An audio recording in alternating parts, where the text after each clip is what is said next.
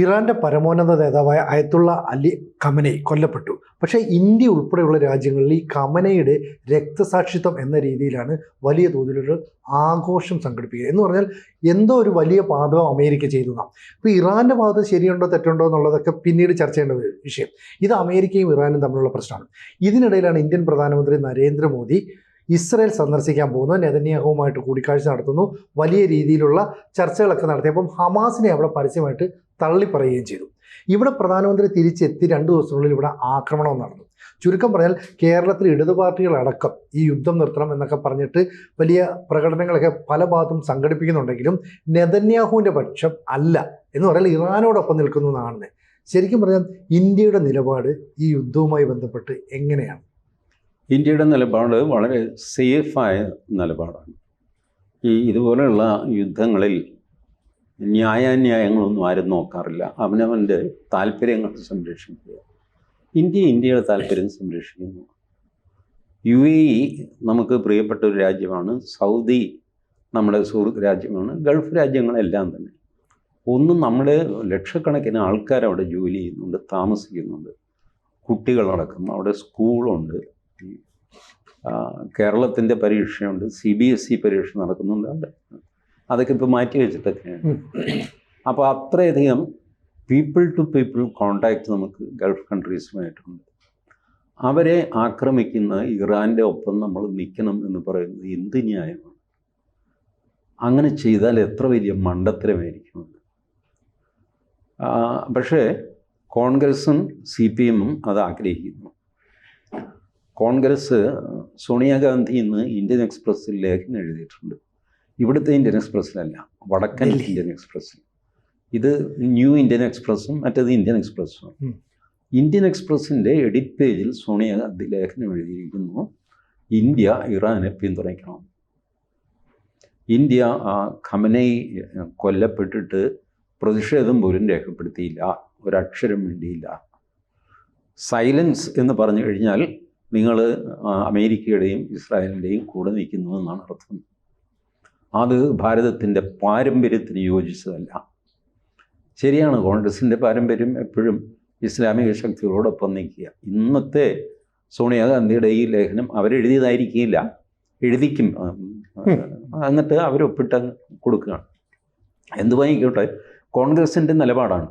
കോൺഗ്രസിൻ്റെ അൾട്ടിമേറ്റ് നേതാവ് സോണിയാഗാന്ധിയാണ്. മല്ലികാർജുൻ ഖർഗെ പേരിനാണെന്നല്ലേ ഉള്ളൂ, നേതൃത്വം സോണിയയുടെ കയ്യിലാണ്. അപ്പോൾ കോൺഗ്രസിൻ്റെ ആഗോളതലത്തിലുള്ള നിലപാടാണത്. ജയറാം രമേശൊക്കെ നേരത്തെ ട്വിറ്ററിലൊക്കെ ഇത് പോസ്റ്റ് ചെയ്തിരുന്നു, ഇറാനെ സപ്പോർട്ട് ചെയ്ത്.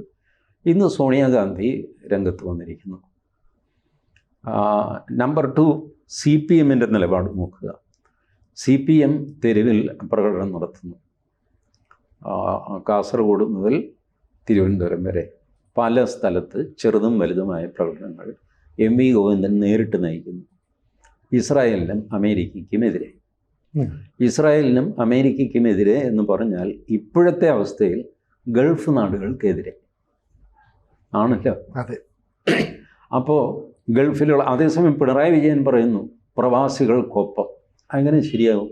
നിങ്ങളുടെ ആൾക്കാർ പ്രവാസികൾക്കൊപ്പമല്ല, നിങ്ങളുടെ പാർട്ടി പ്രവാസികൾക്കൊപ്പമല്ല. Party general secretary MA Baby നിരന്തരം ഇസ്രായേലിനെയും അമേരിക്കയെയും വിമർശിക്കുന്നു. എന്ന് പറഞ്ഞാൽ ഇറാനെ അനുകൂലിക്കുന്നു, എന്ന് പറഞ്ഞാൽ ഗൾഫ് നാടുകളെ തള്ളിപ്പറയുന്നു, അവർക്കെതിരെ സംസാരിക്കുന്നു. ഇത് കോൺഗ്രസും കമ്മ്യൂണിസ്റ്റ് പാർട്ടിയും ചെയ്തുകൊണ്ടിരിക്കുന്നു. നിർഭാഗ്യമെന്ന് തന്നെ പറയട്ടെ, കേരളത്തിലെ BJPക്ക് ഈ പൊളിറ്റിക്സ് മനസ്സിലാവുന്നില്ല. അവരാണ് ശരിയായ നിലപാടെടുക്കേണ്ടത്. LDF-നെയും UDF-നെയും തുറന്ന് കാണിക്കാൻ പറ്റിയ സമയമാണിത്. ബട്ട് എന്തുകൊണ്ടോ BJP നിശബ്ദത പാലിക്കുന്നു. ഇവർ ചെയ്യുന്ന ഡേഞ്ചർ ഇവർക്ക് നന്നായിട്ട് മനസ്സിലാവുന്നുണ്ട്. ഇവർ ഈ നിലപാടെടുക്കാൻ കാര്യം എന്താണെന്ന് വെച്ചാൽ, കാശ്മീരിലാണ് ആദ്യം ഷിയാക്കളുടെ പ്രകടനം തുടങ്ങുന്നത്. ആദ്യ ദിവസം കാശ്മീരിൽ ഷിയ മുസ്ലിംസ് ഉണ്ട്. അവർ കുറേ നെഞ്ചത്തടിയും നിലവിളിയൊക്കെ നടത്തി. തൊട്ടടുത്ത ദിവസം ലഖ്നൗ, ജോൺപൂർ, UP-യിലെ 2 ജില്ലകളിൽ ജില്ലാ തലസ്ഥാനത്ത് അവരുടെ പ്രകടനം ഇതൊക്കെയുണ്ടായി. അതിനടുത്ത ദിവസം ഹൈദരാബാദിൽ നടന്നു. ബാക്കി ചില്ലറ പ്രകടനങ്ങൾ അവിടെ ഇവിടെയൊക്കെ തമിഴ്നാട്ടിൽ എവിടെയൊക്കെ നടന്നിട്ടുണ്ട്. ഷിയാക്കൾ വളരെ കുറവല്ലേ ഉള്ളൂ. പക്ഷേ ഈ പ്രകടനങ്ങൾ മതി മുസ്ലിം വോട്ട് എന്നൊരു ചിന്ത ഈ പറഞ്ഞ കമ്മ്യൂണിസ്റ്റിനും കോൺഗ്രസിനും വരാൻ. അപ്പോഴാണ് സോണിയാഗാന്ധി ചാടി വീണ് വലിയ ലേഖനം എഴുതുന്നത്, MP ഗോവിന്ദൻ്റെ നേതൃത്വത്തിൽ പ്രകടനങ്ങൾ തുടങ്ങുന്നത്. ഒക്കെ ഈ ഷിയ വോട്ട് കേരളത്തിൽ ഇല്ല എന്ന് തന്നെ പറയാം. 10-15 ഉണ്ടെങ്കിലും ഉണ്ട്. ഉള്ളത് പോരട്ടെ എന്ന് വിചാരിച്ചാണ് ഇത് ചെയ്യുന്നത്. പക്ഷേ ഇത് പ്രവാസികളോട് ചെയ്യുന്നൊരു ദ്രോഹമാണ്. ഈ നിങ്ങളുടെ പ്രകടനം നെതന്യാഹു കാണാൻ പോകുന്നില്ല, ട്രംപും കാണാൻ പോകുന്നില്ല. പക്ഷെ ഗൾഫ് നാടുകൾ കാണും, അല്ലെങ്കിൽ കാണിക്കും. അവിടുത്തെ ഭരണാധികാരികളെടുത്ത് ഈ നിലപാട് ചെല്ലും. സോണിയാഗാന്ധിയുടെ ആർട്ടിക്കിൾ തർജ്ജിമ ചെയ്തിട്ട് സൗദി രാജാവിൻ്റെ കയ്യിൽ, ഖത്തർ ഷെയ്ഖിൻ്റെ കയ്യിൽ, ഇവരുടെ കയ്യിലൊക്കെ ചെല്ലും. കാരണം ഇന്ത്യക്കാർ ധാരാളം ഉള്ളത് ആ പ്രദേശത്താണ്. ഇറാൻ്റെ കയ്യിൽ സോണിയാഗാന്ധിയുടെ ലേഖനം ചെല്ലില്ല. കാരണം ഇറാൻ ഈ സോണിയാഗാന്ധി ലേഖനം എഴുതിയിട്ടൊന്നും അവർക്ക് ഒരു പ്രയോജനമില്ല. അവരെ സോണിയാഗാന്ധി, ഹൂ ഈ സോണിയാഗാന്ധി എന്ന് ചോദിക്കും അവർ. അവർക്കറിയില്ല ഇന്ത്യയുടെ നിലപാടൊന്നും അവർക്ക് വിഷയമല്ല. അവർ എക്സിസ്റ്റൻഷ്യൽ ത്രെറ്റിലാണ്. അതെ, ഇസ്രായേലും അമേരിക്കയും ചേർന്ന് അവരെ ആക്രമിച്ചുകൊണ്ടിരിക്കുകയാണ്. അപ്പോൾ അവർക്ക് ഇതിൽ നിന്ന് ലേഖനം വായിക്കാനൊന്നും അവർക്ക് നേരെയില്ല. ഇന്ത്യ എന്ത് നിലപാടെടുത്താലും എടുത്തില്ലെങ്കിലൊന്നും അവർക്കൊരു ചുക്കുമില്ല. അവർ ചാവാൻ പോകുന്ന നേരത്താണ് നിങ്ങളുടെ എഡിറ്റ് പേജിലെ ലേഖനം വായിക്കുന്നത്. അവർക്ക് പ്രശ്നമില്ല. പക്ഷേ ഗൾഫിൽ ഇത് പ്രശ്നമാണ്. നിങ്ങൾ ഈ എടുക്കുന്ന നിലപാട് ഗൾഫിലുള്ള ഭാരതീയരെ മൊത്തം, മലയാളികൾ മാത്രമല്ല, ഭാരതീയരെ മൊത്തം ബാധിക്കും. കോൺഗ്രസിൻ്റെ നിലപാട് ഇതാണ്. കമ്മ്യൂണിസ്റ്റുകാരെ അവർ കാര്യമായിട്ട് എടുക്കില്ല. കാരണം കേരളത്തിൽ മാത്രമുള്ളൊരു പ്രതിഭാസമില്ല, അത് കാര്യമായിട്ട് എടുക്കില്ല. ബട്ട് കമ്മ്യൂണിസ്റ്റ് പാർട്ടിയുടെ നിലപാട് അവിടെയുള്ള ഗൾഫിലുള്ള കമ്മ്യൂണിസ്റ്റുകാരുണ്ടല്ല, അവർക്ക് കുറേ സംഘടനാ പരിപാടിയൊക്കെ ഉണ്ട്. അബുദാബി ശക്തി അവാർഡ് കൊടുക്കുക, മറ്റേത് കൊടുക്കുക, ഇങ്ങനത്തെ കലാപരിപാടികളൊക്കെ ഉണ്ട്. ഇതിനെയൊക്കെ നാളെ ഇത് അഫക്റ്റ് ചെയ്തു എന്ന് വരാം. ഇവരുടെ നിലപാട് ഇങ്ങനെയാണെന്ന് പറയുന്നത്. ഇറാനെ ഓപ്പണായിട്ട് പിന്തുണയ്ക്കേണ്ട ഒരാവശ്യവും നമുക്കില്ല. എന്നാൽ ഇവരെ ഇസ്രായേലിനെയും അമേരിക്കയെയും ഈ സമയത്ത് പിന്തുണയ്ക്കേണ്ട ആവശ്യമുണ്ട്. കാരണം ആ പിന്തുണ ഗൾഫ് രാജ്യങ്ങൾക്ക് കൊടുക്കുന്ന പിന്തുണയാണ്. ഇവർക്ക് കൊടുക്കുന്ന പിന്തുണയില്ല, അവർക്ക് നമ്മുടെ പിന്തുണ വേണ്ടതാണ്. ഇസ്രായേലിന് നമ്മളെക്കൊണ്ട് ഈ യുദ്ധത്തിൽ പ്രയോജനമൊന്നുമില്ല, അമേരിക്കയ്ക്കും പ്രയോജനമൊന്നുമില്ല. പക്ഷേ ഗൾഫ് നാടുകൾക്ക് പ്രയോജനമുണ്ട്. ജനങ്ങളുടെ സപ്പോർട്ടിന് ഇപ്പം ഗൾഫിലെ ആൾക്കാർ, മലയാളികളായിക്കോട്ടെ, അവർ പറയാണ് ഞങ്ങളുടെ സൗദി അറേബ്യയുടെ കൂടെ തന്നെ ഞങ്ങൾ നിൽക്കും. പ്രതിസന്ധി ഘട്ടത്തിൽ ഞങ്ങൾ നാട്ടിലേക്ക് പോകുന്നില്ല, ഞങ്ങൾ ഇവിടെ തന്നെ നിൽക്കാൻ പോവാണ് എന്ന് പറയുമ്പോൾ സൗദി രാജാവിന് കിട്ടുന്ന ഒരു ആത്മവിശ്വാസമുണ്ടല്ലോ. യെസ്, കൊള്ളാം, മിടുക്കന്മാരാണ്, പ്രതിസന്ധിയിൽ എൻ്റെ കൂടെ നിൽക്കുന്നു. അതേസമയം അവരുടെ നാട്ടിലെ പാർട്ടികളോ അവർ നേരെ തിരിഞ്ഞു നിൽക്കുന്നു. പ്രധാനപ്പെട്ട പാർട്ടി കൂടുതൽ മലയാളികളാണ് ഗൾഫിൽ. കേരളത്തിലെ പ്രധാനപ്പെട്ട പാർട്ടി, സപ്പോർട്ട് ചെയ്യേണ്ട പാർട്ടി ഇതുവരെ ഒന്നും വേണ്ടിയിട്ടുമില്ല. അതാണ് ഞാൻ പറഞ്ഞത്, BJPയുടെ കുറ്റകരമായ മൗനം എന്ന് ഞാൻ പറയുള്ളൂ അതിന്. അത് ചെയ്ത് ഈ അവസരത്തിൽ BJP വേണം വളരെ ശക്തമായിട്ട് ഗൾഫ് മലയാളികൾക്ക്, ഗൾഫിലെ ഇന്ത്യക്കാർക്ക് സപ്പോർട്ടുമായിട്ട് രംഗത്ത്, ഐക്യദാർഢ്യവുമായിട്ട് രംഗത്ത് വരേണ്ടത് BJP ആണ്. അല്ല, ഇന്ത്യൻ ഭരണകൂടം ഇപ്പോഴും ഈ മുഴുവൻ GCC രാജ്യങ്ങൾക്കും പിന്തുണ നൽകിയിട്ടില്ല. പക്ഷേ UAE ഭരണാധികാരിയുമായിട്ട് ഇന്ത്യ ഫോണിൽ സംസാരിച്ചു. അപ്പോൾ UAEയുമായിട്ട് ഇന്ത്യ കുറേ കാലമായിട്ട് നല്ല ബന്ധം പുലർത്തുന്നുണ്ട്. എന്ന് പറഞ്ഞാൽ മറ്റ് രാജ്യങ്ങൾ പരോക്ഷമായിട്ട്. ശരിയല്ല സിനിജി, UAEയോടാണ് ആദ്യം സംസാരിച്ചത്. പക്ഷെ പിന്നീട് എല്ലാവരോടും സംസാരിച്ചു. ആദ്യം സംസാരിച്ചു, ആ വാർത്ത ഫ്ലാഷായി. തൊട്ട് UAE കഴിഞ്ഞിട്ട് മോദി വിളിച്ചത് സൗദിയെയാണ്. അത് കഴിഞ്ഞിട്ട് ഖത്തറിനെ, ബഹ്റൈൻ, ദുബായ്, ഒമാൻ, ഇവരെല്ലാവരെയും വിളിച്ചു. ഇൻഡിവിജ്വലായിട്ട് ഓരോരുത്തരെയും വിളിച്ചിട്ട് നിങ്ങളുടെ സ്വാതന്ത്ര്യത്തിന് ഞങ്ങൾ ഐക്യദാർഢ്യം പ്രകടിപ്പിക്കുന്നു. നിങ്ങളുടെ ടെറിട്ടറിയിൽ കയറിയിട്ട് ഇറാനല്ല ആരാണെങ്കിലും ഈ വേണ്ടതിനെ കാണിച്ച് ശരിയായില്ല, we are fully with you എന്ന് ഓരോരുത്തരോടും വിളിച്ചു പറഞ്ഞു. ആകെ സംഭവിച്ചത് UAE വിളിച്ച് അത് ഫസ്റ്റ് ഫ്ലാഷായി കഴിഞ്ഞപ്പോൾ ബാക്കിയുള്ളത് ആൾക്കാർ ശ്രദ്ധിച്ചില്ല എന്നുള്ളതാണ് വാസ്തവം. എല്ലാവരെയും ഇന്ത്യൻ പ്രധാനമന്ത്രി വിളിച്ചിട്ടുണ്ട്, ഗൾഫ് നാട്ടിലെ എല്ലാവരെയും. അപ്പോൾ ഈ മോദി ഗവൺമെൻറ് ഇറാനെതിരായിട്ടുള്ളൊരു നിലപാട് സ്വീകരിക്കുന്നത് ഒറ്റ കാരണം കൊണ്ടാണ് പ്രതിപക്ഷ കക്ഷികൾ, കേരളത്തിലെ കക്ഷികളെല്ലാം തന്നെ ഈ ഇറാനൊപ്പം നിൽക്കുന്നത്? അവർക്ക് എന്ത് ഭ്രാന്താണെന്ന് എനിക്ക് മനസ്സിലാകുന്നില്ല. മോദി ഗൾഫിൻ്റെ കൂടെ നിൽക്കുന്നത് നമ്മുടെ ആൾക്കാർ അവിടെയുണ്ട്. മാത്രമല്ല ഗൾഫിലെ ഇപ്പോൾ സൗദിയുടെ UAE ഒക്കെ നിലപാട് നോക്ക്. അവരാദ്യമേ ഇറാനോട് പറഞ്ഞു ഞങ്ങൾ നിങ്ങളുമായിട്ട് വഴക്കുന്നില്ല. സെക്കൻഡ്, അവർ അമേരിക്കയോട് പറഞ്ഞു ഞങ്ങളുടെ മണ്ണിൽ നിന്ന് ഇറാനെ ആക്രമിക്കരുത്. അല്ല, മിലിറ്ററി ബേസ് ഉണ്ട്, ശരി, മിലിറ്ററി ബേസ് ഉണ്ട്, അത് ഉപയോഗിക്കാൻ പാടില്ല, അത് ചെയ്യില്ല എന്ന് സൗദി രാജാവ് ഇറാന് വാക്ക് കൊടുത്തതാണ്. ഞങ്ങളുടെ മണ്ണിൽ നിന്ന് നിങ്ങളുടെ നേർക്ക് ഒരാക്രമണവും വരില്ല. ഇപ്പോഴും ആ സംഭവം അതുപോലെ കൊടുത്ത വാക്ക് അതുപോലെ നിൽക്കുന്നു. ഇപ്പോഴും ഈ ഗൾഫിലുള്ള ഒരൊറ്റ അമേരിക്കൻ ബേസിൽ നിന്ന് ഒരൊറ്റ ആയുധം പോലും ഇറാൻ്റെ നേർക്ക് പോയിട്ടില്ല. ഇത് പോകുന്നത് മുഴുവൻ മറ്റേ കടലിൽ കിടക്കുന്ന എബ്രഹാം ലിങ്കണും ജെറാൾഡ് ഫോർഡും മറ്റ് സംവിധാനങ്ങളും ഒക്കെ വെച്ചിട്ടാണ് അമേരിക്ക ആക്രമിക്കുന്നത്. കൂടുതലും ഇറാനെ ആക്രമിക്കുന്നത് ഇസ്രായേലാണ്. ഇസ്രായേലാണ് ഈ ഖമൈനി അടക്കം 45 പേരെ വിമാനങ്ങളെ തീർത്തത് ഇസ്രായേലാണ്. അതിപ്പോൾ അത്ഭുതകരമായൊരു ഓപ്പറേഷനായിരുന്നു. വർഷങ്ങളായിട്ട് ടെഹ്റാൻ നഗരത്തിലെ ഈ ക്യാമറകളുണ്ടല്ലോ, ട്രാഫിക് ക്യാമറകൾ, അത് മുഴുവൻ ഇസ്രായേൽ ഡാറ്റ കളക്ട് ചെയ്തുകൊണ്ടിരിക്കുകയായിരുന്നു. ഓരോ ആളും, ഓരോ പൗരനും എങ്ങോട്ട് പോകുന്നു, ഓരോ വണ്ടി എങ്ങോട്ട് പോകുന്നു, ഇത് മുഴുവൻ വർഷങ്ങളായിട്ട് ഇസ്രായേൽ നിരീക്ഷിച്ചുകൊണ്ടിരിക്കുകയായിരുന്നു. അതുകൊണ്ട് അവരെ സമയത്തോളം ഇവർ കൺവേർജ് ചെയ്യുന്ന പോയിന്റിൽ തന്നെ അവർക്ക് അധിക സമയമെടുക്കാതെ അവർക്ക് ആക്രമിക്കാൻ പറ്റി. അത് അവരുടെ സാമർഥ്യം, സോഫ്റ്റ്വെയർ സാമർഥ്യമാണ്. അത് പലതവണ അവർ തെളിയിച്ചിട്ടുണ്ട്. പേജർ സ്ഫോടനത്തിൽ, വാക്കി ടോക്കി സ്ഫോടനത്തിൽ ആൾക്കാരെ കൃത്യമായിട്ട് ഇരിക്കുന്ന സ്ഥലത്ത് വെച്ച് കൊന്നുകളയുക, ആ ബിൽഡിങ്ങിനൊന്നും സംഭവിക്കാതെ ഈ മുറി മാത്രം തകർന്നു പോവുക, ഇങ്ങനെയൊക്കെയുള്ള അത്ഭുത പ്രവൃത്തികളാണ് ഇസ്രായേൽ ചെയ്തുകൊണ്ടിരിക്കുന്നത്. ഇറാൻ ഇതൊക്കെ അറിയാം, ഇസ്രായേൽ ഇത് ചെയ്യുമെന്നറിയാം. പക്ഷേ ഇറാൻ നിസ്സഹായരായിപ്പോയി. ഇവിടെ ഈ നുഴഞ്ഞുകയറ്റം അതിഭീകരമാണ്.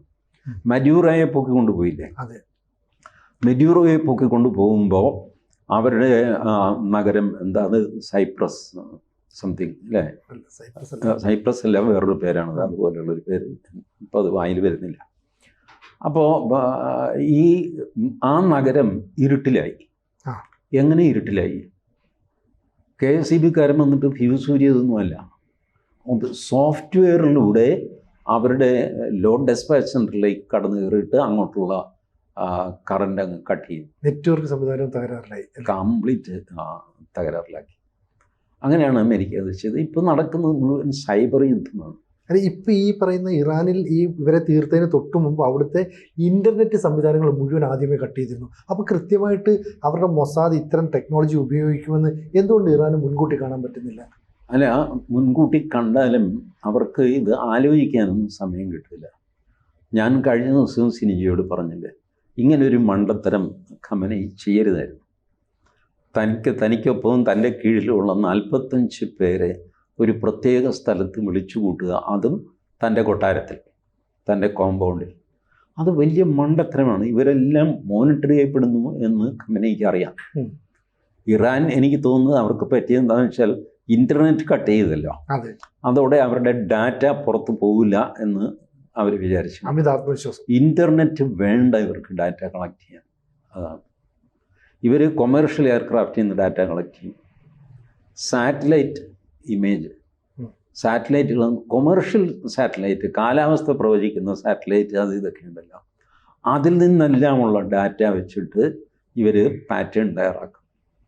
ആ പാറ്റേൺ വെച്ചിട്ടാണ് ഇപ്പം ഞാൻ ഈ സ്റ്റുഡിയോയിൽ നിന്നിറങ്ങി പതിവായിട്ട് എങ്ങോട്ട് പോകുന്നു, അതെൻ്റെ ഒരു പാറ്റേണാണ്. ആ പാറ്റേണിൽ നിന്ന് മാറി ഞാൻ വേറൊരു കാര്യത്തിന് പോവുകയാണെങ്കിൽ അതോടനെ അവർ ഫ്ലാഗ് ചെയ്യും. ഇയാളെന്തോ ഒന്നിന് ഉള്ള പുറപ്പാടാണ്.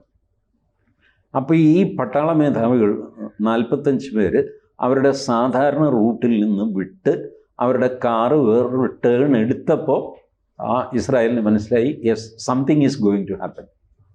ആ സംതിങ് എന്താണ്? മറ്റ് 45 കാറുകൾ അത് ഏത് വഴിക്ക് സഞ്ചരിക്കുന്നു? യെസ്, ഇവർ കൂടാൻ പോവുകയാണ്, കഴിഞ്ഞു, ഇനിയിപ്പോൾ കൂടി വന്നു കഴിഞ്ഞാൽ 10 മിനിറ്റ് മിസൈൽ റെഡിയാക്കുന്ന ഇവർ കൂടുന്നു, ടപ്പെന്ന് പറഞ്ഞ് മിസൈൽ വീഴുന്നു. ഇപ്പോൾ നടത്തുന്നത് വെച്ചാൽ അവർ ഇതിൻ്റെ ടൈമിങ് അങ്ങ് കുറഞ്ഞു വന്നു. ഈ ഒരു ടാർഗറ്റിനെ നിങ്ങൾ ട്രാക്ക് ചെയ്യുക, അത് ഐസൊലേറ്റ് ചെയ്യുക, പിന്നെ അതിനെ എയിം ചെയ്യുക, അങ്ങോട്ട് ആയുധം ഇടുക, അത് കൊണ്ടുവന്ന് നോക്കുക, അതിൻ്റെ ഫീഡ്ബാക്ക് പരിശോധിക്കുക, അസസ് ചെയ്യുക. ഇതൊക്കെ തമ്മിൽ നേരത്തെ 2-3 ദിവസം എടുക്കുമായിരുന്നു. ഇപ്പോൾ അത് ഓൾമോസ്റ്റ് നത്തിങ്. AI വന്നു കഴിഞ്ഞപ്പോൾ ഇതെല്ലാം ഈ ആക്ഷൻസ് എല്ലാം വളരെ പെട്ടെന്നാണ് സംഭവിക്കുന്നത്. അങ്ങനെയാണ് ഇറാന് ഈ ഖമനിയെയും 45 പേരെയും നഷ്ടപ്പെട്ടത്. അത് അവരുടെ മണ്ടത്തരമായിപ്പോയി. എന്തുകൊണ്ടും നമുക്ക് നമ്മുടെ പോയിന്റിലേക്ക് തിരിച്ചു വന്നു കഴിഞ്ഞാൽ, ഇപ്പോൾ ഈ അവസ്ഥയിൽ നമ്മൾ ഇറാനെ പിന്തുണയ്ക്കുക എന്ന് പറയുന്നത് ആത്മഹത്യാപരമായിരിക്കും, നമ്മളുടെ ആൾക്കാരെ തന്നെ ടെൻഷനിലാക്കുന്ന പ്രവൃത്തിയായിരിക്കും. ഇവിടെ ഒരു സംശയമുള്ളത്, ഇറാൻ പ്രസിഡന്റ് ഇബ്രാഹിം റൈസി കൊല്ലപ്പെട്ടതിന് ശേഷം മസൂദ് പെസഷ്കിയാൻ വരുന്നു. പെസഷ്കിയാൻ്റെ കിരീടധാരണം നടക്കുന്ന ദിവസമാണ് ഹമാസിൻ്റെ തലവനെ കൃത്യമായിട്ട് ഇറാൻ്റെ ഒരു ഗസ്റ്റ് ഹൗസിൽ വെച്ച് കൊല്ലുന്നത്. അപ്പോൾ അത്ര ആക്യുറേറ്റ് ആയിട്ട് അറ്റാക്ക് ചെയ്യാൻ കഴിയുന്ന മൊസാദ് അല്ലെങ്കിൽ ഇസ്രായേൽ എന്ന് അറിയുന്ന ആൾക്കാരും എന്തുകൊണ്ട് ഇങ്ങനെ ഒരു മീറ്റിംഗ് കൂടുമ്പോൾ അവിടെ ഒരു പ്രതിരോധ സംവിധാനം തീർത്തില്ല? പ്രതിരോധ സംവിധാനം ഉണ്ടായിരുന്നു. പ്രതിരോധ സംവിധാനമൊക്കെ അവരുടെയാണ്. നമ്മളുടെ S-400, ഇറാൻ്റെ കയ്യിൽ S-300 റഷ്യയുടെ ഫസ്റ്റ് ലൈനിൽ അവരുടെ മിസൈൽ ടയർ എന്ന് പറയുന്നത് 4 ടയർ സംവിധാനം ആണ് അവരുടെ ഫസ്റ്റ് ലൈനിൽ മിസൈലുകൾ. സെക്കൻഡ് ലൈനിൽ S-300, പിന്നെ ഇറാൻ്റെ സ്വന്തമായ സംവിധാനം. അതിനൊരു പേരുണ്ട്, ഒരു മുസ്ലിം പേരുണ്ട്. അത് 300 വിമാനങ്ങൾ അല്ലെങ്കിൽ 300 ഓബ്ജക്ട്സ്, വിമാനങ്ങളാവാം മിസൈലാവാം, ഒരേ സമയം 300 എണ്ണത്തെ വരെ ട്രാക്ക് ചെയ്യുന്ന സംവിധാനമാണ്. അതിന് താഴെ അടുത്ത സംവിധാനമുണ്ട്, 150 കിലോമീറ്റർ ദൂരത്തിലേക്ക് പോകുന്ന മിസൈലുകൾ. അങ്ങനെ 4 ടയർ സെക്യൂരിറ്റിയാണ് ഈ ഇദ്ദേഹത്തിൻ്റെ കൊട്ടാരത്തിനുണ്ടായിരുന്നത്. But that failed. അതാണ് ഇൻ്റലിജൻസ്. അതിനേക്കാൾ സ്മാർട്ട് ഇൻ്റലിജൻസ് ആണ് ഇസ്രായേലിൻ്റെ. അതുകൊണ്ട് ഇറാൻ തോറ്റുപോയി. അപ്പോൾ ഈ ജൂതന്മാർ, ഇറാൻ്റെ ഞാൻ പറഞ്ഞില്ലേ, ബേസിക് ഇപ്പോൾ ഇതിൻ്റെ വിവരങ്ങൾ പുറത്ത് വരുന്നേ ഉള്ളൂ. പലപ്പോഴും യുദ്ധത്തിൻ്റെ വിവരങ്ങൾ മുഴുവൻ കിട്ടാനായിട്ട് 10-25 വർഷം കാത്തിരിക്കേണ്ടി വരും. ബട്ട് ഇപ്പോൾ ഈ ഡിഫൻസ് സോഫ്റ്റ്വെയർ അനലിസ്റ്റ് അവർ പുറത്തുവിട്ട വിവരം, 2 പേരുടെ ലേഖനം വായിച്ചിട്ടാണ് ഞാൻ ഈ വിവരം പറയുന്നത്. അതിലവർ പറഞ്ഞു, ഇറാന് പറ്റിയ ഒരബദ്ധം ഈ ഇൻ്റർനെറ്റ് കട്ട് ചെയ്യുന്നതിലൂടെ സ്വന്തം പൗരന്മാർക്ക് വിവരം കിട്ടാതിരിക്കും, ശത്രുക്കൾക്കും കിട്ടില്ല. ഇൻ്റർനെറ്റ് ഇല്ലല്ലോ, ഇൻ്റർനെറ്റിൽ കയറിയാലല്ലേ പിന്നെ ഇത് പിടിക്കാൻ പറ്റുള്ളൂ. ഇൻ്റർനെറ്റ് ഇല്ലാതെയും ഈ വിവരം കളക്ട് ചെയ്യാം എന്ന് ഇറാൻ അറിഞ്ഞുകൂടായിരുന്നു, അല്ലെങ്കിൽ അത് അവർ ഗൗരവമായിട്ട് എടുത്തില്ല. Something happen. അതൊരു ഫെയ്റ്റൽ ഫ്ലോ ആയിപ്പോയി അവരുടെ. ഇൻ്റർനെറ്റ് കട്ട് ചെയ്താൽ പിന്നെ സേഫാണ് നമ്മൾ. ഇപ്പോൾ പലരും വിചാരിക്കുന്നില്ല ഈ മൊബൈൽ ഫോൺ വഴിക്കാണ് നമ്മളെ ട്രാക്ക് ചെയ്യുന്നത്. അതുകൊണ്ട് മൊബൈൽ ഫോൺ ഉപേക്ഷിക്കാം, നമുക്ക് ലാൻഡ് ലൈൻ മതി എന്നൊരാൾ തീരുമാനിച്ചാലും രക്ഷപ്പെടുന്നില്ല. സാറ്റലൈറ്റ് വെച്ച് സിനുജിയെ ട്രാക്ക് ചെയ്യുന്നു, സിനുജി എവിടെ പോകുന്നു, മൊബൈൽ വേണ്ട. അപ്പോൾ ആ രീതിയിലൊക്കെയാണ് ഇൻ്റലിജൻസ് പോകുന്നത്. അവസാനമായിട്ട് ഈ മോദിയുടെ ഇന്ത്യ ഇറാനൊപ്പം നിൽക്കണമെന്ന ആവശ്യത്തിന് ആയിരിക്കും അനുകൂലം നിൽക്കുക, അതോ ഇസ്രായേലിൻ്റെ കൂടെ തന്നെ ഉറച്ചു നിൽക്കുമോ? നമ്മൾ ആരുടെയും കൂടെ ഉറച്ചു നിൽക്കില്ല. നമ്മുടെ ആൾക്കാരുടെ കൂടെ നിൽക്കും, അവരുടെ സേഫ്റ്റി നോക്കും. ഇപ്പോൾ മോദി മിനിഞ്ഞാന്ന് UAE-യുമായിട്ട് സംസാരിച്ചു, മറ്റുള്ളവരുമായിട്ട് സംസാരിച്ചു. What happened? ഇന്നലെ വൈകുന്നേരമായി കഴിഞ്ഞപ്പോൾ ഒമാനിൽ നിന്ന് ആദ്യത്തെ വിമാനങ്ങൾ പുറപ്പെട്ടു. ഡൽഹി, മുംബൈ, കൊച്ചി, എത്തിഹാദ് പുറപ്പെട്ടു. സംഭവം ടെൻഷൻസ് കുറഞ്ഞു. ഒന്നുമില്ലെങ്കിൽ ഒരുപക്ഷെ ഇറാൻ രഹസ്യമായിട്ട് ഒരു അറിയിപ്പ് കൊടുത്തു കാണും, ഇന്ത്യൻ വിമാനങ്ങൾ പൊക്കോട്ടെ, ഞങ്ങൾ അതിനൊന്നും ചെയ്യില്ല. കാരണം ആളുകളെ, ഇന്ത്യക്കാരെ ഉപദ്രവിക്കാൻ ഞങ്ങൾക്കും താല്പര്യമില്ല എന്ന് പറഞ്ഞു. ബട്ട് ഈ പറയുന്ന മാതിരി ഖമൈനി ഒരു പുണ്യാളനായിരുന്നു? അല്ല. നമ്മൾ കാശ്മീരിൽ ആർട്ടിക്കിൾ 370 എടുത്തു കളഞ്ഞപ്പോൾ ഖമൈനി വലിയ ബഹളം വെച്ചതാണ്. ഇന്ത്യയിൽ മുസ്ലിങ്ങൾ സുരക്ഷിതരല്ല, ആർട്ടിക്കിൾ 370 എടുത്തു കളഞ്ഞു. ഖമൈനിക്ക് വല്ല കാര്യമുണ്ടോ ഇതിലിടപെടാൻ? അങ്ങനെ ചെയ്തതാണ് ഖമൈനി. അത് കഴിഞ്ഞ് 2020 ഡൽഹി കലാപം. ആ സമയത്ത് ഖമനി വീണ്ടും ട്വിറ്ററിൽ വാൻ ബഹളം വെച്ചു, ഇന്ത്യയിൽ മുസ്ലിങ്ങൾ സുരക്ഷിതരല്ല എന്ന് പറഞ്ഞുകൊണ്ട്. ഈ ആയത്തുള്ള അലി ഖമനി അങ്ങനത്തെ പരമദുഷ്ടനാണ് ഈ കളവൻ. അതുകൊണ്ട് ചത്തുപോയി എന്നുള്ളത് ആരാ, നമ്മുടെ പഴയ തൃപ്പൂണിത്തുറ എം.എൽ.എ. എം. സ്വരാജല്ലേ, മരണം ആരെയും മഹത്വവൽക്കരിക്കുന്നില്ല. ഇപ്പം അങ്ങനെ ഒന്നും ഉണ്ടായില്ല പാവം. ഇത്തവണ സീറ്റും ഇല്ലാന്ന് കേൾക്കുന്നു. എന്ത് വായിക്കോട്ടെ. ബട്ട് അതുകൊണ്ട് ഈ ഇസ്രായേലിൻ്റെ ആക്രമണത്തിൽ മരിച്ചുപോയി എന്നുള്ള ഒറ്റ കാരണം കൊണ്ട് ഖമനൈ മഹാനൊന്നും ആകുന്നില്ല, പ്രത്യേകിച്ച് ഭാരതത്തിന്. സദ്ദാം ഹുസൈൻ മരിച്ചപ്പോൾ ഹർത്താൽ നടത്തിയ നാളെ നമ്മൾ ഇവിടുത്തെ പ്രാന്ത് വേറെ പ്രത്യേക പ്രാന്ത്. അതാ ഞാൻ പറഞ്ഞത്, ഈ പ്രാന്ത് ഗൾഫിൽ ഇതിന് പ്രത്യാഘാതങ്ങളുണ്ടാവും. ഇവർ ധരിക്കുന്നത് ഇവരുടെ ഈ പ്രകടനം ആരും കാണാൻ പോകുന്നില്ല, നെതന്യാഹു കാണുന്നില്ല, ട്രംപ് കാണുന്നില്ല, നമുക്കിവിടെ മുസ്ലിങ്ങളുടെ 10 ഷിയാക്കളുണ്ടെങ്കിൽ 10 പേരുടെ വോട്ട് പോരട്ടെ, ഇങ്ങനെയൊക്കെയാണ് ഇവരുടെ ചിന്ത. ഇത് പക്ഷേ long term it will be damaging to our people in the Gulf area. കൂടുതൽ വാർത്തകളും വിശേഷങ്ങളും നിങ്ങളിലേക്ക് എത്താൻ ABC മലയാളം സബ്സ്ക്രൈബ് ചെയ്യുക, ബെൽബട്ടനും അമർത്തുക.